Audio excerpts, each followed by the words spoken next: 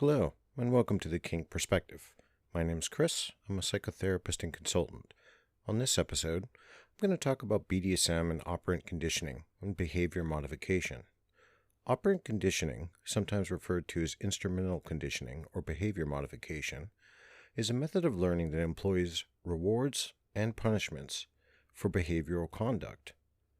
Through operant conditioning, an association is made between behavior and a consequence, whether a negative or positive, for that behavior. For example, this type of behavior modification is demonstrated within BDSM during DS dynamics when conditions are met and titles, positions, and other rituals are involved consistently over time without thought and are agreed upon with consent. This is not the type of conditioning that all dynamics go through. For example, those that just identify as bottoms, meaning they are only in it for the play and scenes, not the honorifics parts, don't follow any set protocols or take part in the ritualistic aspects of the lifestyle. But operant conditioning is not just something that takes place in experimental settings with lab animals or relationships. It also plays a pivotal role in everyday learning. Reinforcement and punishment take place in natural settings all the time, as well as in more structured settings such as classrooms or therapy sessions. So a little bit of the history of operant conditioning. Operant conditioning was first described by behaviorist B.F. Skinner. As a behaviorist, Skinner believed it was not really necessary to look at internal thoughts and motivations in order to explain behavior. Instead, he suggested we should look at only external, observable causes of human behavior. Through the first part of the 20th century, behaviorism became a major force within psychology. The ideas of John B. Watson dominated this school of thought early on. Watson focused on the principles of classical conditioning, once famously suggesting that he could take any person regardless of their background and train them to be anything he chose. Now, Watson's theories can be seen to play out in the BDSM and lifestyle community by those who understand how this works, or even in unconscious settings. Early behaviorists focused their interest on associative learning. Skinner was more interested in how consequences of people's actions influence their behavior. Operant conditioning relies on a fairly simple premise. Actions that are followed by reinforcement will be strengthened and more likely occur again in the future. If you tell a funny story in class and everybody laughs, you will probably be more likely to tell that story again in the future. If a dominant gives a task to a submissive, the submissive completes the task and is rewarded with a head pat or a kiss, for example, the more likely they will continue the behavior. Conversely, actions that result in a punishment or undesirable consequences will be weakened and less likely to occur again in the future. If you tell the same story again in another class but nobody laughs this time, you'll be less likely to repeat the story again in the future. If a dominant gives a submissive a task and they fail to do it or don't want to complete it, they may no longer receive positive affirmations, a head pat, or even a kiss. Now we're going to address the types of behaviors. There are two different, distinguishable types of behaviors. First, respondent behaviors are those that occur routinely and instinctively, such as pulling your hand back from hot water or screaming out when you're frightened. These are not learned behaviors. They simply occur involuntary. The second, operant behaviors, or on the other hand, are those under our conscious control. Some may occur impulsively and others intentionally, but it is in the consequences of these actions that influence whether or not they occur again in the future. Our actions on the environment and the consequences of that action make up an important part of the learning process. While classical conditioning could account for the respondent behaviors, Skinner realized that it could not account for a great deal of learning. Instead, he suggested that operant conditioning held far greater importance. What are the components of operant conditioning? There are numerous key concepts in operant conditioning. First, we have reinforcement in operant conditioning. Reinforcement is any event that strengthens or increases that behavior it follows. There are two kinds of reinforcers. In both of these cases of reinforcement, the behavior increases. Positive reinforcers are favorable events or outcomes that are presented after the behavior. In positive reinforcement situations, a response or behavior is strengthened by the addition of praise or a direct reward. If you do a good job at work and your manager gives you a bonus, the bonus is a positive reinforcer. If a dominant gives a submissive a time frame to accomplish something, and they do, the dominant may buy a gift for their submissive or take them out for a favorite meal. This is another example of a positive reinforcer. Negative reinforcers involve the removal of an unfavorable events or outcomes after the display of behavior. In these situations, a response is strengthened by the removal of something considered unpleasant. For example, if your child starts to scream in the middle of a restaurant, but stops once you hand them a treat, your action led to the removal of the unpleasant condition, negatively reinforcing your behavior, not your child's.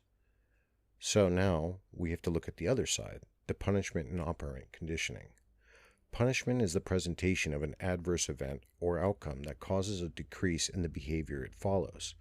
There are two types of punishment. In both of these cases, the behavior decreases. First, positive punishment, sometimes referred to as punishment by application, presents an unfavorable event or outcome in order to weaken the response it follows. Spanking for misbehavior is an example of punishment by application. However, for a masochist, though, this may not work, so removing the spanking and pain aspect altogether could be used. Negative punishment, also known as punishment by removal, occurs when a favorable event or outcome is removed after a behavior occurs. Taking away a submissive's music or movie privileges following misbehavior is an example of negative punishment.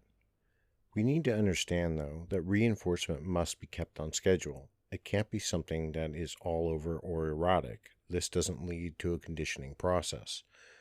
Reinforcement is not necessarily a straightforward process either. There are a number of factors that can influence how quickly and how well new things are learned. Skinner, for example, found that when and how often behaviors were reinforced played a role in the speed and strength of the acquisition. In other words, the timing and the frequency of the reinforcement influenced how new behaviors were learned and how old behaviors were modified.